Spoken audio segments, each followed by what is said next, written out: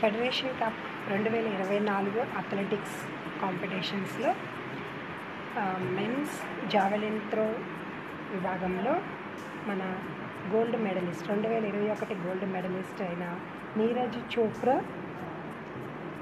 మొదటి స్థానంలో నిలిచి గోల్డ్ మెడల్ని సాధించాడు. ఓకే, మరి రెండవ స్థానంలో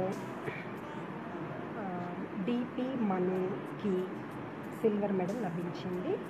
అదేవిధంగా ఫలితాలలో మూడవ స్థానంలో ఉత్తమ్ బాలసాహెబ్ పటేల్కు బ్రాంజ్ మెడల్ లభించడం జరిగింది. Thank you. Federation cup 2024 athletics championship యొక్క రిజల్ట్స్లో మొదటి స్థానంలో మన నీరజ్ చోప్రా గోల్డ్ మెడల్ని సాధించాడు. ఓకే, కంగ్రాచులేషన్స్ నీరజ్ చోప్రా గారు, అండ్ కంగ్రాట్స్ టు ఇండియా.